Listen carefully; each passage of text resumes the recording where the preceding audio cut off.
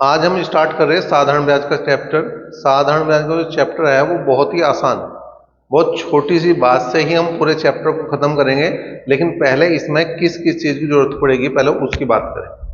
तो यहाँ पे चार पांच चीजें, एक है मूलधन, एक होती है दर, एक होगा समय, ठीक, एक है साधारण ब्याज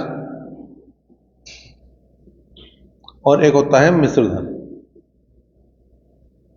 ये पांच चीज है।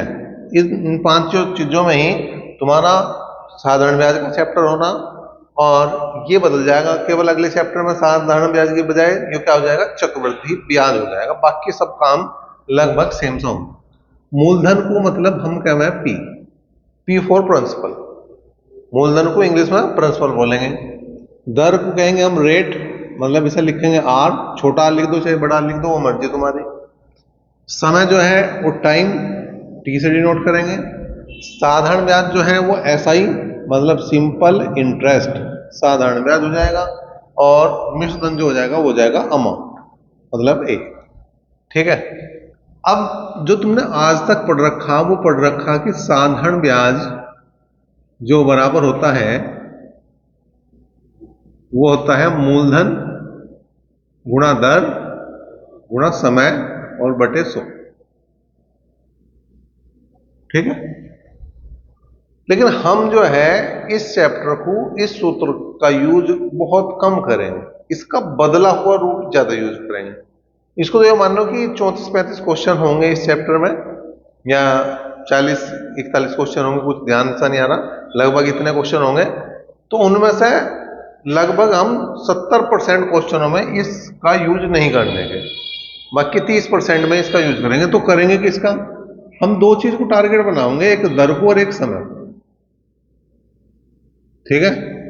दर जो हुआ है वो परसेंटेज प्रतिशत में हुआ है, समय वर्ष में हुआ है। तो जब हम इसका परसेंटेज हटाएंगे तो प्रतिशत वाले चैप्टर में हमने समझ रखा कि प्रतिशत हटाना हो तो बटे में 100 लगाना पड़ेगा। केवल इस पर डिपेंड करेगा हमारा सारा काम, पूरा चैप्टर जो है इस बात पर डिपेंड करेगा। हम साधारण ब्याज बराबर मूलधन गुणा दर गुणा समय बटे 100 ना यूज करके हम यूज करेंगे दर गुणा समय बटे 100। ठीक है। अब ये क्या है, दर को आर लिखा, समय को हमने टी लिखा, बटे 100 हो गया। तो ये तो होता है तुम्हारा ब्याज और ये है तुम्हारा मूलधन। ठीक है, बात समझ में आ गई। ऊपर वाली जो चीज होगी वो ब्याज के बराबर रहेगी, नीचे वाली जो भी वैल्यू रहेगी, यहाँ 100 है, क्वेश्चनों को जब हम हल करेंगे तो यहाँ संख्या से कटेंगे, 100 के अलावा कुछ मिलेगा, तो जो मिलेगा वो मूलधन के बराबर होगा हमारा। ठीक है। कहीं अगर हमें मिश्र धन निकालना पड़ेगा, दोनों को जोड़ देंगे बस हम। जो मिश्र धन होता है वो हो गई क्या, ए बराबर पी प्लस एस आई। ठीक है। प्रिंसिपल और सिंपल इंटरेस्ट का योग ही क्या है, अमाउंट है, मिश्र धन है। बात समझ में आ गई। अब यहां सारे ही क्वेश्चनों में जो दर की बात होगी वो वार्षिक की बात होगी, मतलब इसमें अलग से दिमाग लगाने की जरूरत नहीं कि छमाही होगा, तिमाही होगा, दुमाही होगा, कुछ नहीं आने का। ये जो आओगा वार्षिक आओगा अधिकतर सभी क्वेश्चनों में। चक्रवृद्धि ब्याज का जब चैप्टर पढ़ेंगे तो ये समस्या होगी कि कहीं तिमाही होगा, कहीं छमाही होगा, कहीं वार्षिक होगा, उसकी बात वहीं करेंगे। लेकिन फिलहाल जो हमारा काम बनने वाला है वो इससे बनने वाला आरटी बटे 100 से, दर गुणा समय बटे 100 से बनने वाला। जब क्वेश्चन करेंगे तो बहुत ही आसान, बड़ी आराम से होने वाले क्वेश्चन होंगे। करो क्वेश्चन की अगर हम बात करें तो 988 रुपए की राशि पर 18% वार्षिक दर से 5 वर्ष के अंत में कितना साधारण ब्याज अर्जित होगा। तो हमने बताया दो चीज हमें ध्यान रखनी, दर और समय। दर है 18% और समय है 5 वर्ष, और बटे में लगा देंगे हम 100। ठीक है। 18×90 बटे 100, या मैं कह दूं ऐसा है 9/10। मैंने क्या बताया, तो यो क्या है, ऐसा ही है। यो क्या है, ब्याज है। यो क्या है, साधारण ब्याज है। और यो क्या है, यो है मूलधन। यो है मूलधन मतलब प्रिंसिपल। ठीक है। अब यहां पे इसने प्रिंसिपल दे रखा, वो कितना दे रखा, 988 रुपए। ब्याज मुझे निकालना, तो 9 बराबर किसके हो जाएगा, ऐसा ही। तो ऐसा ही अगर निकालना तो क्या करूंगा मैं, ऐसा ही बराबर, जब मैं इसकी गुणा इसमें करूंगा तो 9 अठे 72 का 2 का हासिल को 7, 9 अठे 72 और 7 79, और 9 निम 81, 81 और 7 88 बटे कितना जाएगा 10, और एक पॉइंट लग जाएगा लास्ट में एक अंक छोड़ के, और यही हमारा उत्तर है। तो बहुत आसान है, कोई समस्या वाली बात इसमें नहीं आने की। दूसरा क्वेश्चन देखो, और थोड़ा सा इसमें चीज बदलेगी। अभी तो ऐसा लग रहा है इतना ही समय उसमें लगता है, इतना इसमें। अब दूसरे क्वेश्चन में थोड़ा सा हम और चेंज करेंगे। एक व्यक्ति ने 8500 रुपए साधारण ब्याज पर 9% वार्षिक दर से उधार लिए, 2.5 वर्ष के अंत में उसे कितना धन वापस देना होगा। तो दर 9% है, समय 2.5 साल है, 2.5 साल का मतलब 2.5 ईयर लिख दो, या 5/2 लिख दो, बात है एक ही।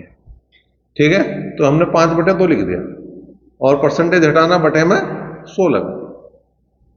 चलो जी, अब इसे क्या कर सके हम, 5 से काट दिया हमने, 5 दूनी 10, 20 बार कटा, 9/20 दूनी 40, तो ये हो गया तुम्हारा साधारण ब्याज, और ये हो गया तुम्हारा प्रिंसिपल मतलब मूलधन। अब यहाँ पे निकालना क्या, हमें अमाउंट निकालना, तो इन दोनों को जोड़ देंगे। क्वेश्चन में क्या दे रखा, मूलधन दे रखा, ठीक है, मूलधन दे रखा, और वो दे रखा कितना, वो दे रखा है 8500। तो 8500 बराबर किसका जाएगा, तुम्हारे 40 के, क्योंकि बटे में 40 है। और हमें निकालना अमाउंट, तो अमाउंट होगा कितना 49, 0 से 0 गई, क्रॉस मल्टीप्लाई कर दो और 4 से भाग दे दो। 85 की गुणा हम 49 में कर दें, कर दो भाई। 5 नम 45 का 5 का हासिल को 4, 5 चौक 20 और 4 24, 8 निम 72 हासिल को 7, 8 चौक 32 और 7 39, ठीक है, 5 6 9 तो 11, तो आ गया तुम्हारा 4165, और एक 0 और है वो भी लगा दिया हमने, 4 से भाग दो, भाग दिया, तो 4 एकम 4, 0 लगा के 4 चौक 16, फिर 4 एकम 4, ठीक है जी। और कितना आया, अगर आगे बात करें यहाँ पे 10 हो गए, 4 दूनी 8, ठीक है, आगे बच गए 2, 4 पंजे 20, तो कुल मिला के 10,412 रुपए 50 पैसे इसका क्या बनेगा, अमाउंट बनेगा, मिश्रधन बनेगा। अगर हमें ब्याज निकालना होता तो यहाँ 49 की बजाय क्या लिखते 9, या यहीं से निकालना तो इसमें से क्या घटाना पड़ेगा 85।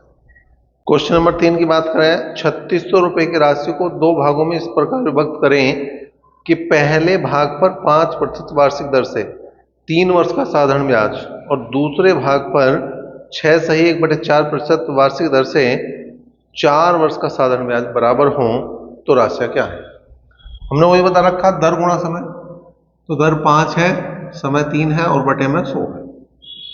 अब यहां इधर क्या है, 6 चौक 24 और 1 25/4 है, और समय 4 वर्ष है, और बटे में 100 है।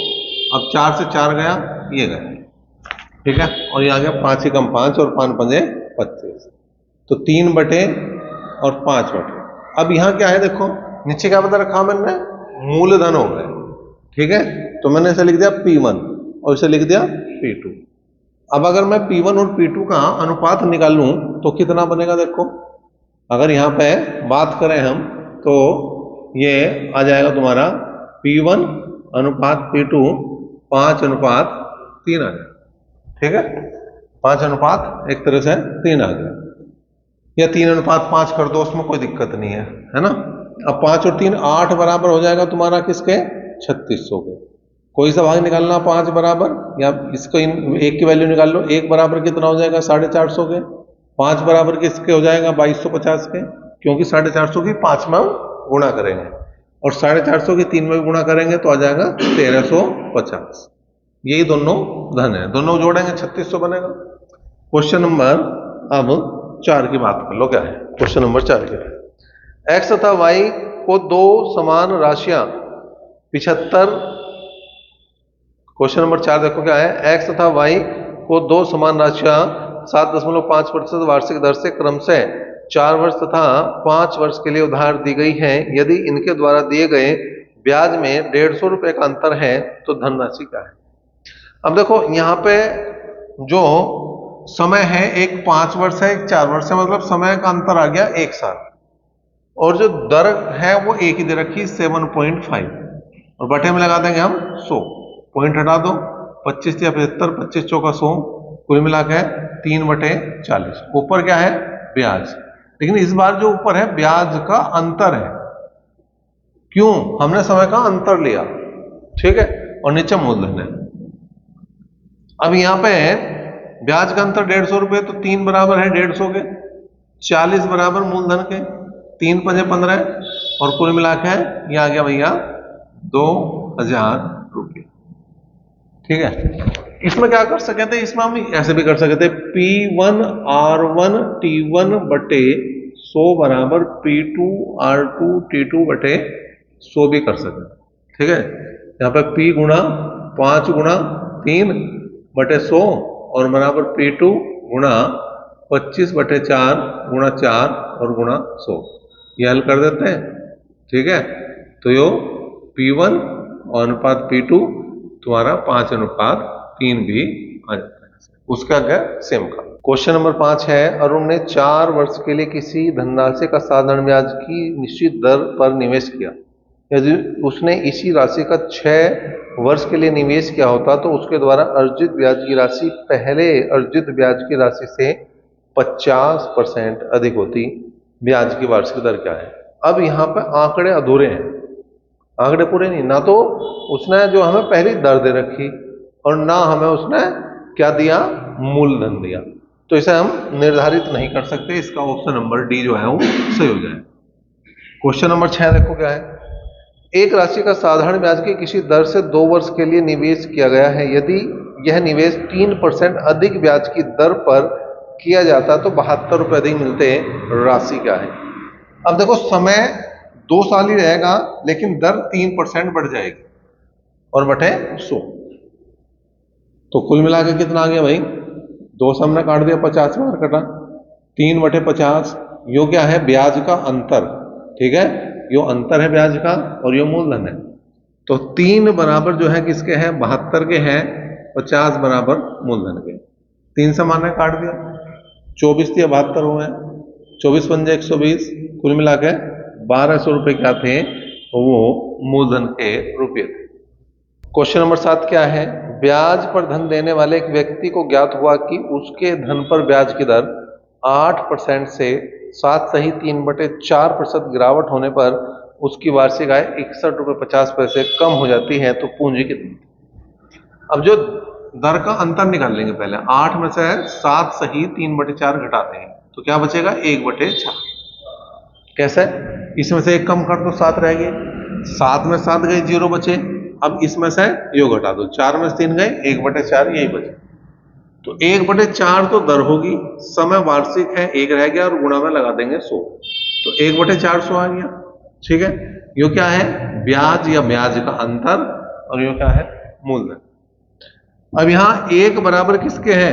1 बराबर 61.50 के और 400 बराबर मूलधन। करो भाई, क्या गुणा कर देंगे हम यहाँ पे? तो 2 0 से ये पॉइंट साफ हो जाएगा।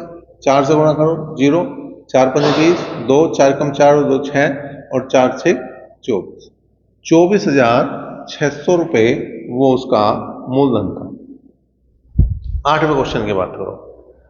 किसी राशि पर 8% वार्षिक दर से 6 वर्ष के लिए उपचित साधारण ब्याज 1200 रुपये है। इस मूलधन से 3 गुनी राशि पर 10% वार्षिक दर से 2 वर्ष के अंत में साधारण ब्याज कितना होगा, ये बताना। देखो, पहले 8% की दर समय 6 साल बटे 100 है। ठीक है, तो ऊपर ब्याज है और नीचे क्या है? मूलधन है। तो ब्याज के सामने ब्याज लिख दिया, मूलधन हम यहां से निकाल दें। 6 दूनी 12 और ये कितनी बार कटा भाई? 25 8 200, तो मूलधन जो आ गया वो 2500 रुपये आ गया, 2500 रुपये आ गया। अब नया मूलधन कितना आ गया? 3 गुणा 7500 रुपये हो गया। अब उसने कहा जो दर है वो 10% है, समय 2 साल है, तो 10 गुणा 2/100 कर देंगे। 0 0 गया, 5 कम 2 कम 2 2 पंजे 10, तो 1/5 आ गया। यो ब्याज है और यो मूलधन है। अब 5 बराबर किसके हैं? 7500 के। नए मूलधन को रखना, पुराने को नहीं रखना। ब्याज कितना है वो देख लेंगे भाई। 15 बार कटा तो कुल मिला के ये हो गया 1500 रुपए जो है इसका ब्याज बन जाए। क्वेश्चन नंबर 9 की बात करें, क्या है? किसी धनराशि का 1/3 3% वार्षिक दर पर, 1/6 भाग 6% वार्षिक दर पर और शेष धनराशि 8% वार्षिक दर पर निवेशित की गई है। यदि वर्ष के अंत में कुल ब्याज 600 रुपये मिला हो तो धनराशि क्या है? देखो 1/3 रुपए जो है वो 3% की दर से दिए, 1/6 जो है वो 6% की दर से दिए, बच कितने गए? 1/2। कैसे? एक में से 1/3 और 1/6 घटा दो। एलसीएम 6 लिया, 6 एकम 6, 3 दूनी 6, 6 एकम 6, 3/6 मतलब 1/2। जो आगे बचेंगे वो कितने बचेंगे? 1/2 रुपए बचे और इसकी दर रही 8% की। 3 से 3 गया, 6 से 6 गया, 2 चौक 8, 4 5 और 1 6, तो 6% बन गया टोटल। 6% का मतलब 6/100 हो गया। ये 2 से कटा 3 बार, ये 2 से कटा 50 बार, 3/50 का मतलब यो ब्याज है और यो मूलधन। ठीक है। अब 3 बराबर जो है वो किसके हैं? 600 के हैं और 50 बराबर किसके? मूलधन के। 3 से काट दो 200 बार और कुल मिला के ये आ जाएंगे 10,000 रुपये। जो मूलधन था वो कितना था भैया? 10,000 रुपये। 10वां क्वेश्चन बिल्कुल अलग टाइप का क्वेश्चन है अभी। समिता ने 6% वार्षिक दर से साधारण ब्याज पर कोई ऋण लिया और प्रतिवर्ष 1.5% वार्षिक दर से बढ़ती है। 3 वर्ष की समाप्ति पर उसे 8,190 रुपये ब्याज के रूप में मिलता है, तो वह धनराशि कितनी है? देखो जो 6% की दर रही वो पहले साल थी, मतलब उस पर जो शुरू में धन दिया गया उस पर 6% की दर से के हिसाब से जो है वो लगा पैसा। ठीक है। तो इस पे कितने साल के लिए गया है वो? 1 साल के लिए। अगले साल हो गया 7.5% की दर से, यो भी 1 साल के लिए। फिर अगले साल हो गया 9% की दर, यो भी 1 साल के लिए। मैं 1 लिखूं या ना लिखूं, क्योंकि उसने कहा 1.5% हर साल बढ़ाना। 6, 7.5 और 9 जोड़ दो, 6 और 7, 6 और 7 13, 13 और 9 हो गए 22, तो 22.5% बन गया टोटल। समय भी इसमें आ गया, गुणा कर रखी। 22.5% को मैं 100 से भाग करूं, 0 हटाया, 25 नियम 225, 25 चौका 100, 9/40 आ गया। यो ऐसा ही है और यो पी। बस काम आसान हो गया। 9 बराबर जो है वो किसके हैं? 9 बराबर यहां पर 8 कितना था? 8,190 के हैं। तो 40 बराबर किसके हैं? 40 बराबर जो है वो किसके हैं देखना पड़ेगा। 9 से काट दे, 9 एकम 9, ठीक, 9 निम 81, सॉरी 9 निम 81 और 9 एकम 9, तो P बराबर 2 0 लगाओ, 4 एकम 4 और 4 निम 36, तो 36,400 रुपये इसका मूलधन था।